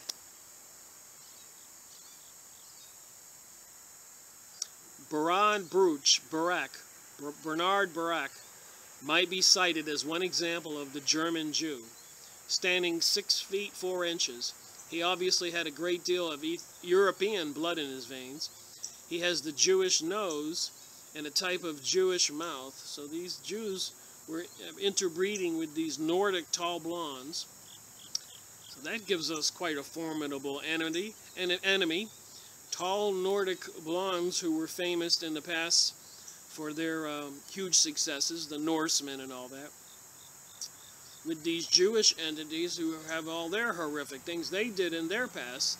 So they're breeding these two breeds to create this super Jewish race. Oh my. And by the comparison with so many of the crude, almost hideous Mongol, Semitic Negroid Jews, he may well have been described as the handsome in his younger days. Strange to say, his Nordic blood has not eliminated the Jewish temperament entirely. For his life had been steeped in secrecy, cunning, and intrigue. It was he who maneuvered to get Truman to appoint Anna Rosenberg. It was he who, with communist friend Dean Archson, drew up the plan to give all of our atomic defenses over into the United Nations. With world police force and dictatorship, which is, by the way, the Pope right now, and including Obama and everybody else, supposed to have a big announcement on September 23rd this month that a lot of people are saying is going to be very ominous, world-changing. I wonder if all that they have been working for all these years, are they about to try to pull the trigger and put it on us? Bring our doom and our death and our enslavement. We lose our freedom. So this Bernard Baruch is tall, blonde, with some Jewish characteristics. And he was conspired with Truman to give our atomic defenses over to the United Nations, which is an occultic, satanic organization in my opinion. Look up the meditation room, look up the all-seeing eye on the dollar bill, go look at your dollar bill and see the pyramid. All the symbols are everywhere.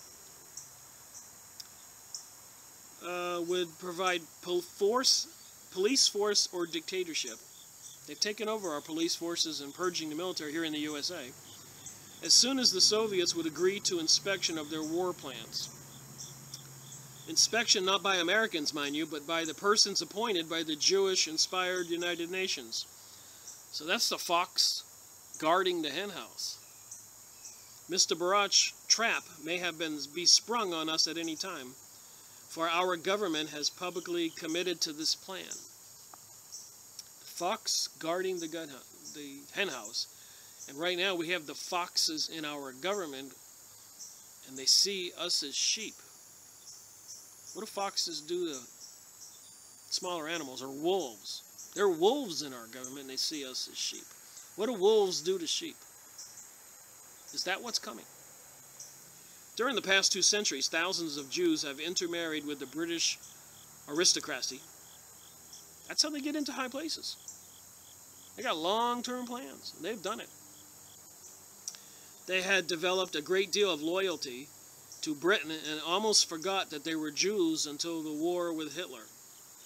And there's a little asterisk right here, and then I'll end this page. There is abundant evidence that Mrs. Rosenberg was a communist. The former communist Ralph de Sola, himself Jewish, swore before a Senate committee that he had known her as such. And on December 8, 1942, issue of the then official communist organ, New Masses carried a pen drawing of her, fully identifying her as a New York Regional Director, War Manpower Commission, which had an article contributed by her to the Red Paper, copies of which still are to be found in some public libraries. So these people who are behind the communist takeover America, which a lot of people would start giggling if you mention communism, because the propaganda media machine that's owned by them has brainwashed everybody with cartoons and newspaper articles and ridicule. And the Zionists created the communist as a tool to subvert and destroy the United States, in my opinion, from my research and reading here and all the other books I've been reading, and books I will continue to read. I've got a good lineup coming up after these. that says all this stuff by different authors in different ways. But now, let's get on to the Protocols of Zion. Protocols of Zion. Found them online, printed them out, put them in a book, read them, read them, highlighted stuff that was just a little bit too much to believe, and as you can see, that's a lot of stuff. That's too much to believe.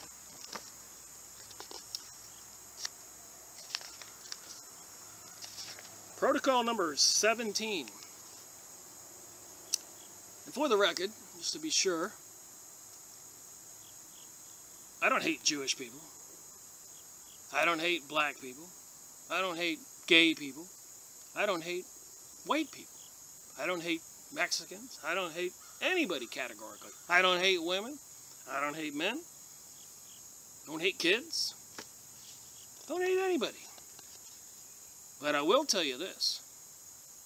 I don't want to see the destruction of the United States of America or Europe or the world. I don't like all these people ruling from behind the scenes and destroying people's lives. I don't like the gay agenda, homosexual agenda, pansexual agenda, transvestite, transgendered, adulterous agenda being forced on all the people. I guess I'm just not a big fan of evil. And from what I can see, and I'm not a religious scholar, but if these are the fingerprints, what we see going on now in the world, for a long time, of Lucifer, Satan, I can see why he got kicked out of heaven, along with a third of the angels, if they were his followers. And remember in the Bible, Lucifer, the light bearer, offered his kingdom, which was earth, to Jesus if he would get on his knees to Lucifer. So the devil was offering his kingdom. I guess his kingdom is planet Earth. To Jesus if he would bow to him. And Jesus said, there are many mansions in my Father's kingdom. It's much greater than this. So these evil people controlling our planet, and then of course God sending his son Jesus, the New Testament, to teach people that they don't have to become part of this evil kingdom. They can get to the grandiose, real utopian kingdom. Garden of Eden type reality. So there is a decision for everybody. So like I'm trying to say is I'm not a hater just because I don't like the agenda of the United Nations forcing homosexuality and spending billions of dollars on all this decadent stuff, like some of the stuff we see Miley Cyrus doing on stage, and Madonna and Lady Gaga and everybody else. Some of it's sick. In one video I did recently, beating the drums and warn the world about the satanic New World Order, they had this one stage where the female was laying on her back with her legs spread and the feet were towards the audience. It was a giant of a lady.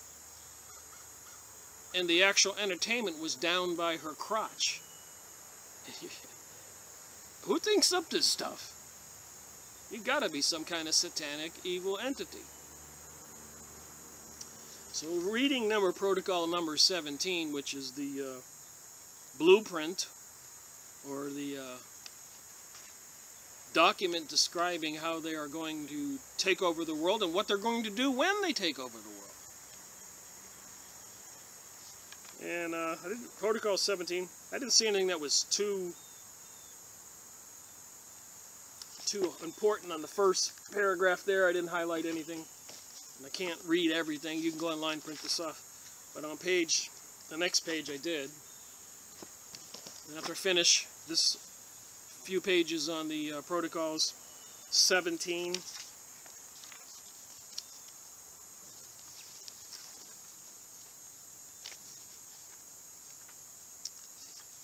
I shall end this video.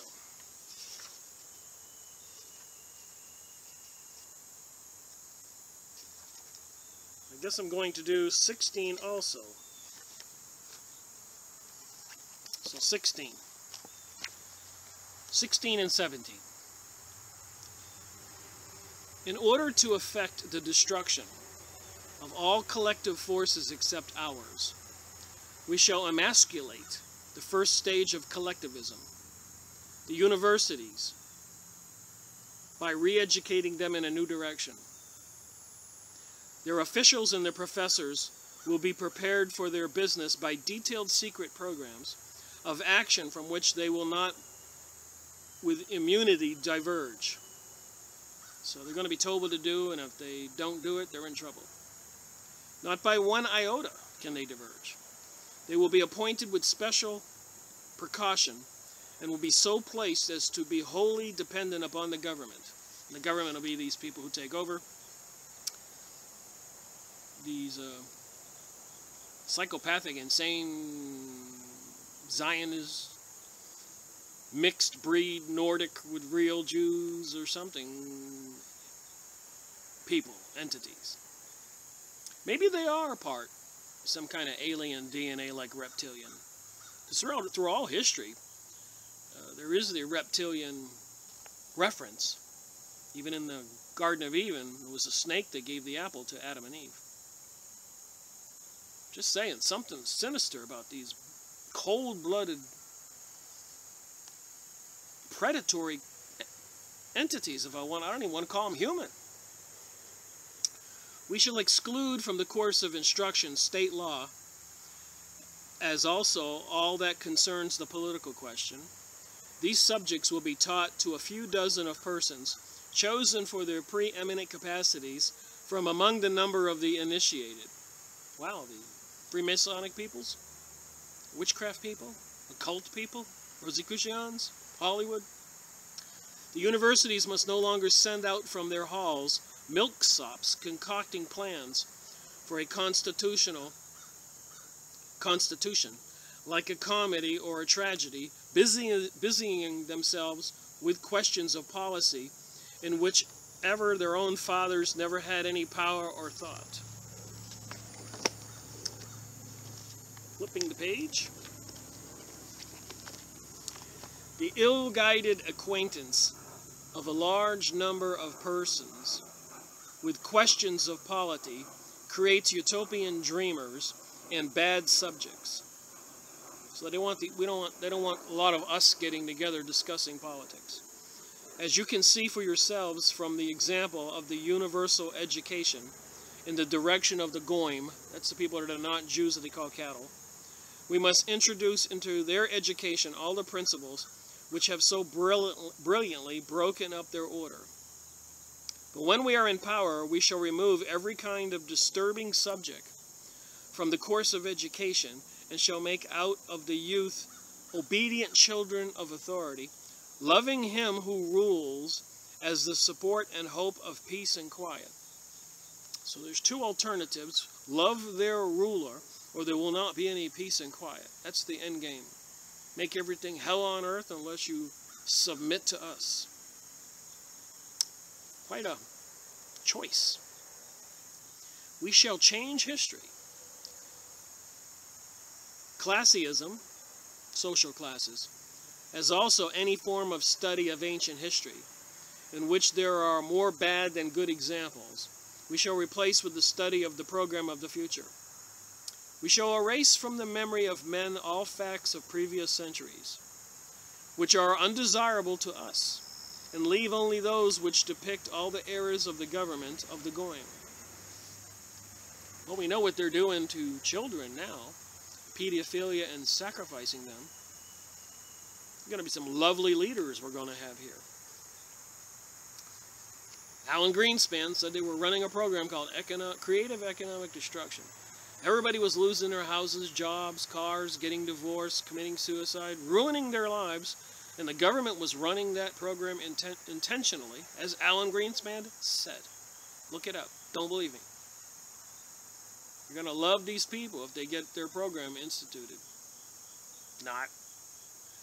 Each state of life must be trained with strict limits corresponding to its destination and work in life. So if you're a farmer, they'll have programs for you. If you're a factory worker, they'll have programs for you. It's not going to be good. Hunger Games come to mind, the movie? The occasional genius has always managed and always will manage to slip through into other states of life. But it is the most perfect folly for the sake of this rare occasional genius. So anybody that's smart that arises from our communities will to let through into ranks foreign to them the untalented who thus rob of their places those who belong to these ranks by birth or employment.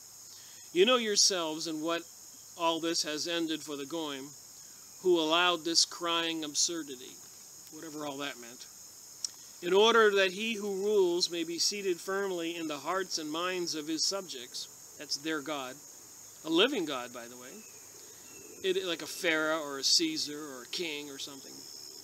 It is necessary for the time of his activity to instruct the whole nation. So their king will be instructing the whole world. We shall abolish every kind of freedom of instruction.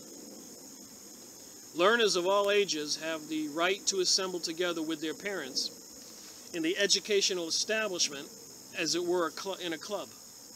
During these assemblies, on holidays, teachers will read what will pass as free lectures on questions of human relations, of the laws of example, of the philosophy of the new theories not yet declared to the world.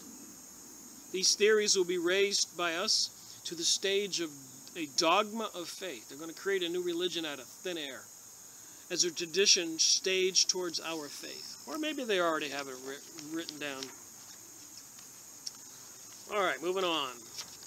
A little bit left here on 16. I only highlighted a few things.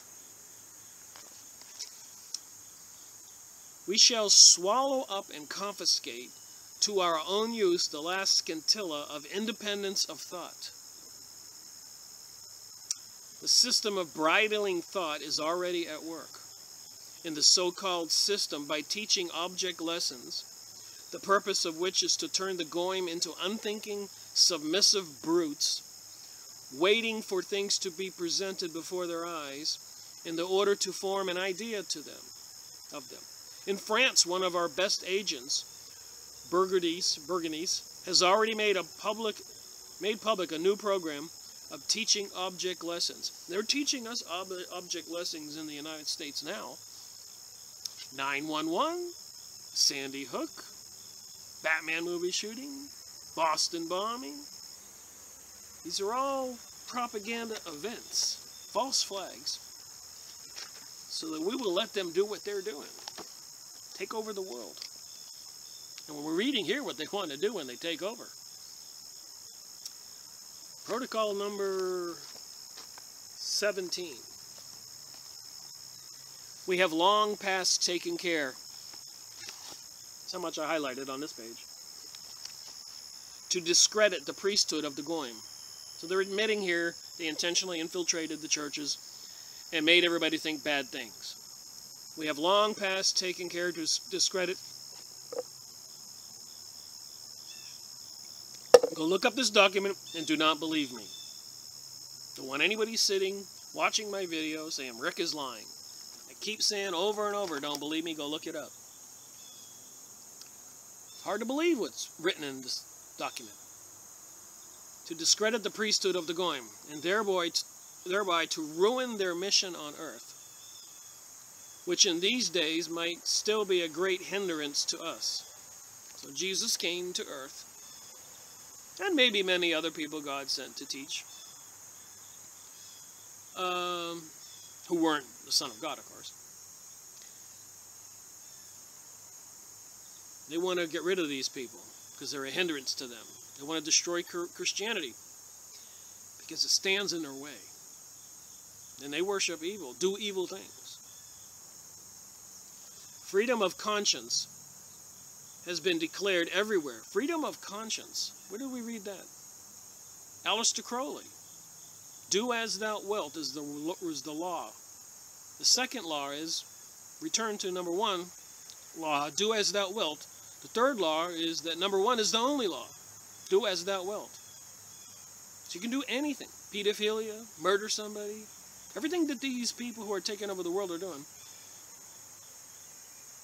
But of course, these evil people will have cameras, and everybody will be microchipped, and they'll control everybody, so the do as thou wilt thinking won't affect them.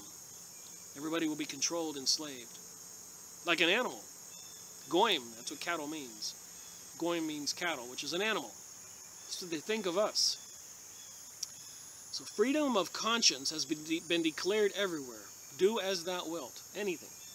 So that now only years divide us from the moment of the complete wrecking of the Christian religion. See, they're preaching that sin is okay, to destroy the Christian religion, which is the only thing that stands in the way of them taking over the world in the minds of men. When the time comes finally to destroy the papal court, the finger of an invisible hand will point the nations towards that court. When, however, the nations fling themselves upon it, we shall come forward in the guise of its defenders, as if to save excessive bloodshed. So they're going to cause something terrible to happen, and then they're going to step in and save the day from the event that they planned, to fool all the people's minds.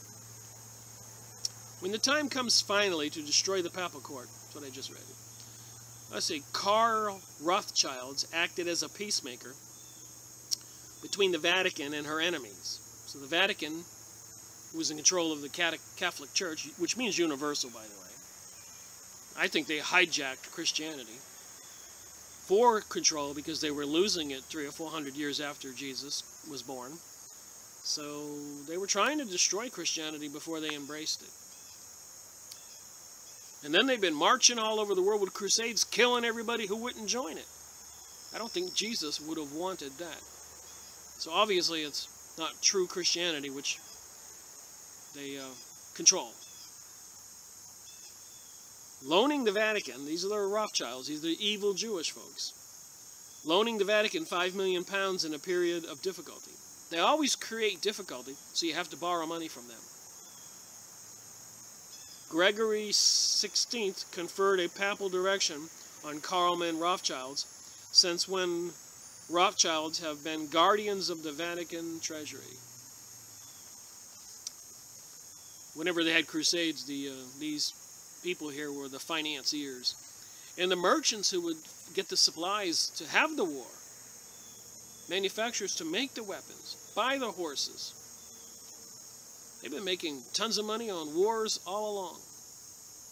The King of the Jews will be the real Pope of the universe, the patriot of the international church. They're telling you right here. But in the meantime, while we are re-educating youth in the new traditional religions, and afterwards in ours, so they're this new age I keep talking about, these people are responsible. Remember, they own the presses, the book publishing companies. And a lot of the new age books were published by Lucas Trust, formerly known as Lucifer Trust. And in some of the books you can probably still find published by Lucifer Trust.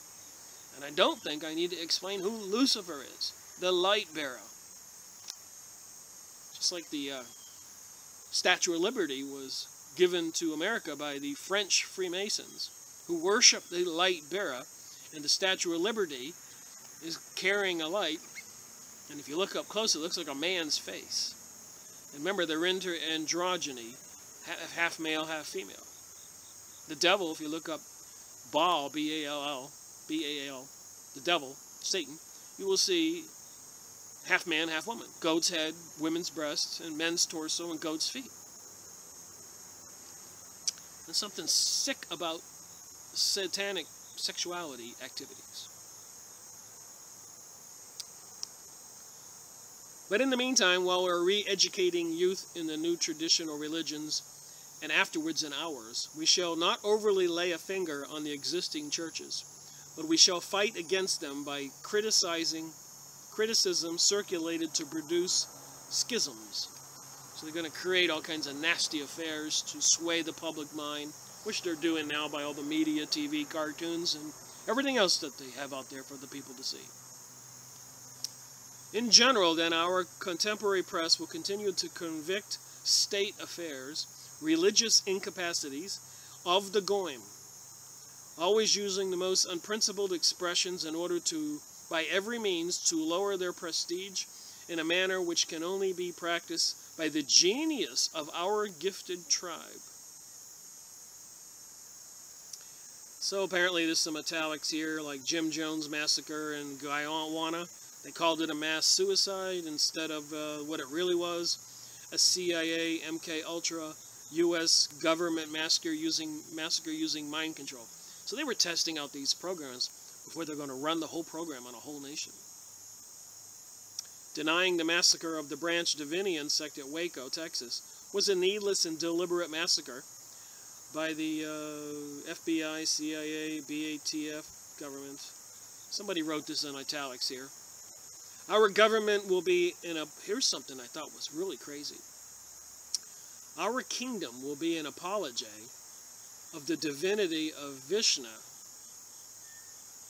Our kingdom will be an apology of the divinity Vishnu. So I had to look up apology, and I had to look up Vishnu. And you're not going to believe it. V-I-S-H-N-U. That's the Hindu god with the many arms. Shiva, Kali. The symbols we've been seeing that they use on satanic rituals. Our kingdom will be the apologia. That's the explanation of, or excuse for, or explanation for. So their kingdom is going to be something that explains the divinity Vishnu. It says it right here. So I looked up Vishnu, and that's that demonic Hindu god with many arms, and heads in the hand, and knives, and all that. It's demonic. Demons. Real destroyers are what they're called. In whom is found its personification. So they're saying here, on number 7, on this Protocol 17, that our kingdom will be an apologia of the divinity Vishnu, in whom is found its personification. So are they telling us, this Hindu religion, that this is where Helena Blavatsky went to, and Alice Bailey and all their studies on this New Age material, is of this Hindu religion, the Theosophists, which is naming their publishing company, Alice Bailey created it with Helena Blavatsky, Lucifer Trust. So you can tie in Lucifer Trust, Satan and all that stuff, with Vishnu of the Hindu religion, the goddess of destruction. Need I say more? And our kingdom will be an apology for that, in whom is found its personification. I said to myself, oh my, when I read this. There's a piece of evidence there that should wake somebody up. In our 100 hands, and this Vishnu god, like Shiva, has 100 hands, will be each and one the springs of machinery of social life. We shall see everything without the aid of official police, which in that scope of its rights, which we elaborated for the use of the goyim, hinders governments from seeing. So they're going to have all these, and from my interpretation into 2015 reality, computers. They got a big gigantic computer called the Beast, monitoring everything from your credit card use, where you go, gas, beer you buy, whatever you do. They don't need the police to report on you. They're going to know what you do, your cell phone you carry, your TV watching you. Maybe your toaster will be watching you. Hinders government. In our programs, 1/3 of our crazy stuff. This is all I got left to do here. Subjects will keep the rest under observation. So they're going to have all their little appointees to keep everybody under observation. From a sense of duty, on the principle of volunteer service to the state. They're going to have a lot of the goyim, us, spy on our brothers and sisters and neighbors. It will be no disgrace to be a spy or an informer. Our agents will be taken from the higher as well as the lower ranks of society, from among the administrative class, who spend their time in amusements, editors, printers, publishers, booksellers, clerks, salesmen, workmen, coachmen, lackeys, and etc. This body having no rights and not being empowered to take any action on their own account, and consequently a police without any power will only witness and report. Verification of their reports and arrest will depend upon a responsible group of controllers of police affairs. So somebody will tell on you, while their actual act of arrest will be performed by the gendarmerie and municipal police, special agents. Any person not denouncing anything seen or heard, so anybody not denouncing anything seen or heard concerning questions of policy will also be charged. So if you see something you don't report it, you're going to be charged with and made responsible for the concealment, and if to be proved that he is guilty of this crime. So if you see somebody do something that's against their laws, not really necessarily a crime, maybe they're going to outlaw reading books. If you see somebody reading a book and you don't report it, leaving their domain after curfew, maybe 6 o'clock, you can't leave your yard or your house or the farm where you work, where they appointed you, and then they took your wife off to some other farm or children. What kind of world are they planning on creating? And if you happen to see it and you don't report it, you could be punished. Just as nowadays our brethren are obliged at their own risk to denounce to the Kahal apostates of their own family, or members who have been noticed doing anything in opposition to the Kahal, so in our kingdom all over the world it will be obligatory for all of our subjects to observe the duty or service to the state in this direction. So much for a constitutional government if these people get in charge. Alright, the last one, number 10. Such an organization will extirpate abuses of authority, of force, of bribery, and everything, in fact, which we are by our counsels, by our theories, of the superhuman rights of man, have introduced into the customs of the going. So our theories of the superhuman rights of man, magic, occult activities, their divine right to rule, and our obligation, and we should be thankful to be slaves, our obligation to be slaves. And if we're not thankful, they will punish you. Among the number of those methods, one of the most important is agents for the restoration of order. So they're going to cause chaos and anarchy, and everybody's going to be going crazy and rioting and pillaging. So the most important thing is the restoration of order, so placed as to have the opportunity in their disintegrating activity of developing and displaying their evil inclinations, obstinate self-conceit, irresponsible exercise of authority, and first and foremost, venality. Wow. Protocol 18 next. Thank you for watching my videos. Print out these documents, that book by Robert Williams, or go look up The Jewish Utopia. I think Tex Mars did some videos on that. Some speaking or radio shows that wind up on YouTube. Certainly doesn't look good what they're planning. Rick Miracle reporting.